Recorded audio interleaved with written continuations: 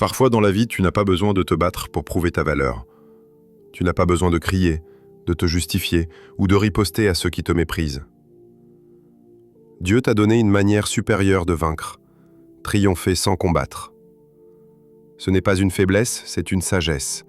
C'est la puissance de Dieu en toi, silencieuse mais irrésistible.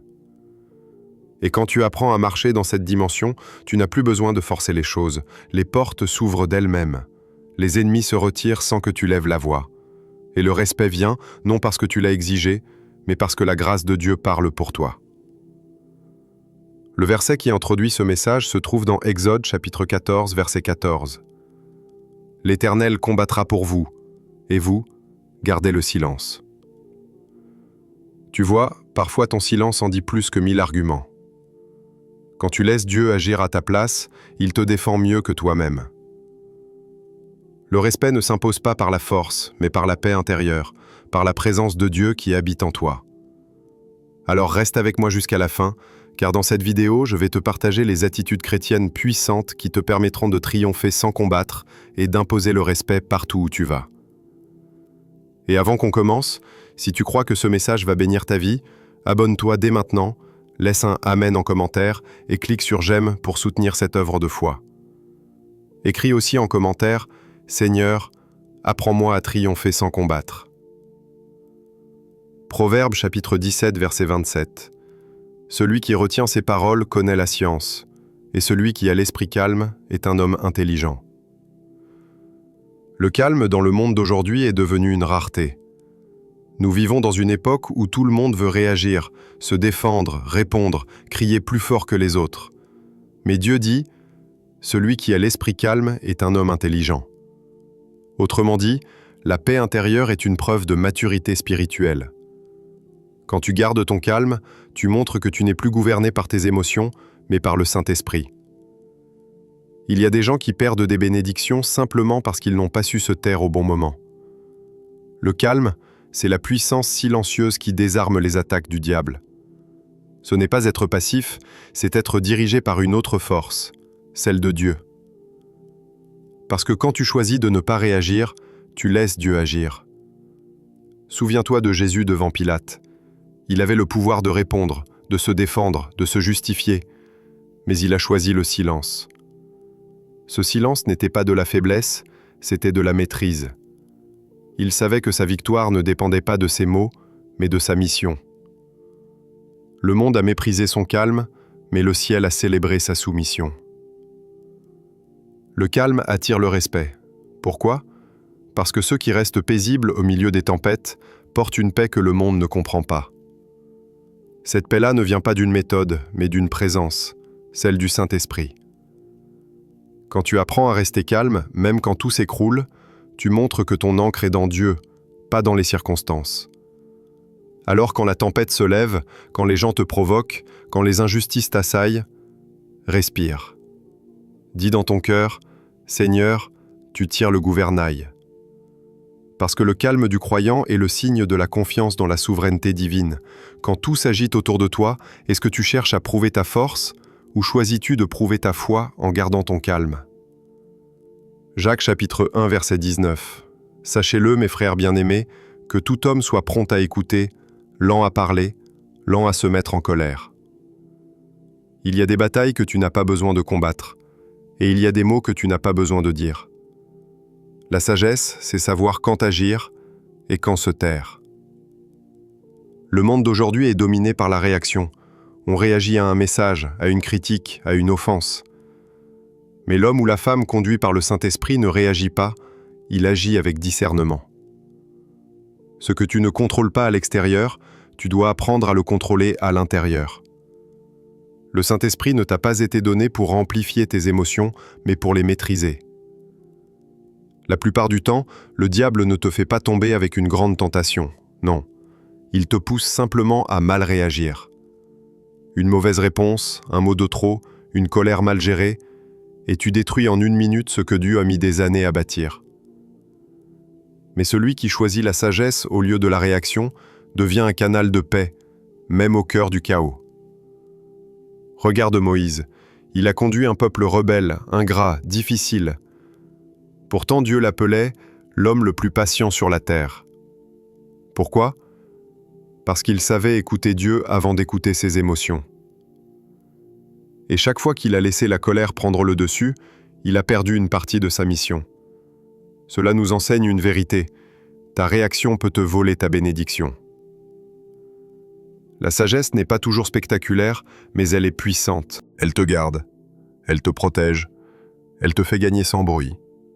Parce que celui qui agit avec sagesse attire naturellement le respect. Les gens savent qu'il est conduit par une force plus grande que lui. Alors, avant de répondre, respire. Avant de te justifier, prie.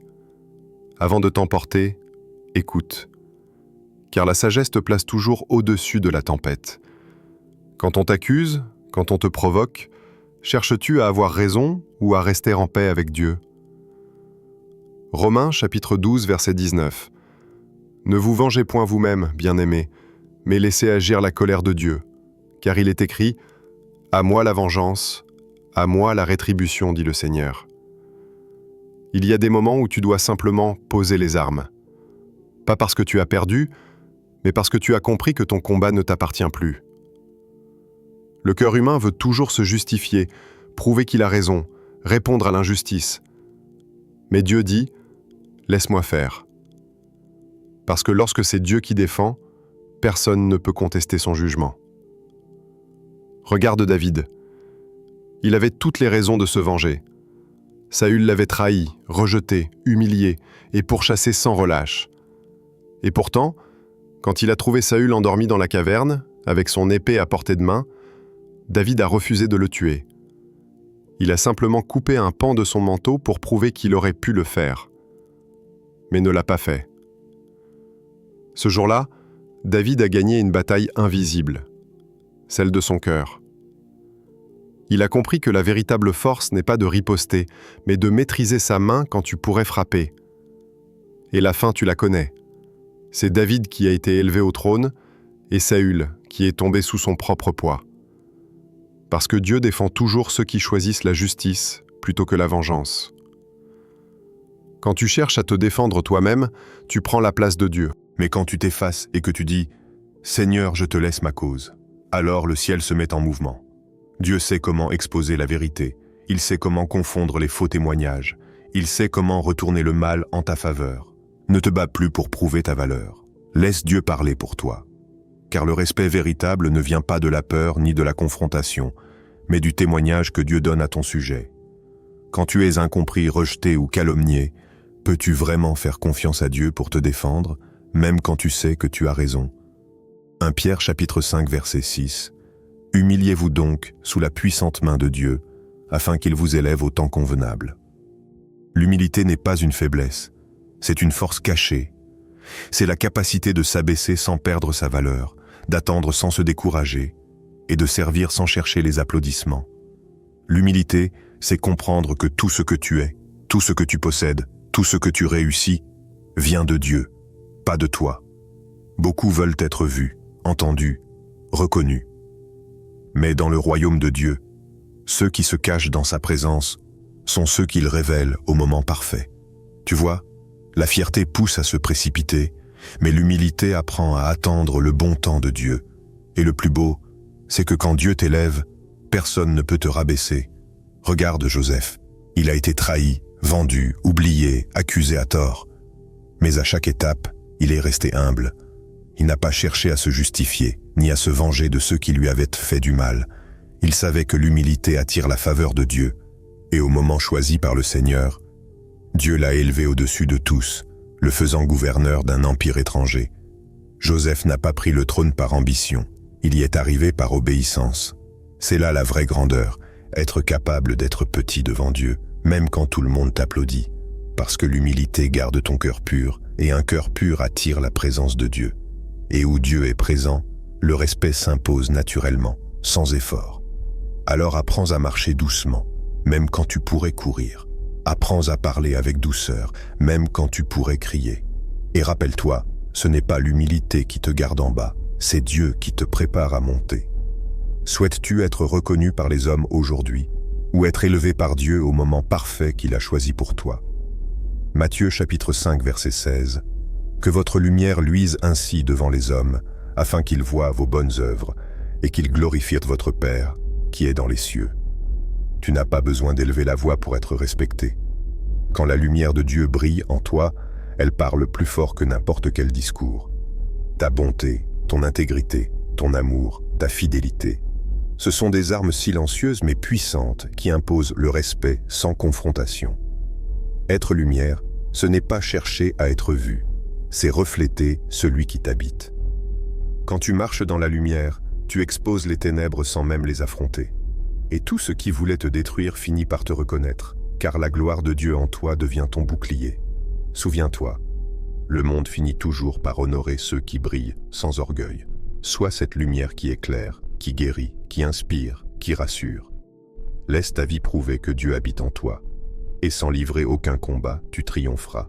Quand les gens te regardent, perçoivent-ils une lumière qui attire vers Dieu ou une ombre qui s'éteint peu à peu dans le bruit du monde? Mon frère, ma sœur, écoute-moi bien. Tu n'as pas besoin de te battre pour être respecté. Tu n'as pas besoin de prouver que tu es fort. Ce que Dieu a déposé en toi parlera pour toi. Le monde écoute le bruit, mais Dieu honore le silence du cœur fidèle. Alors choisis la paix, la sagesse, la foi et l'humilité. Et tu verras que le respect viendra naturellement, parce que Dieu te couvrira de sa gloire.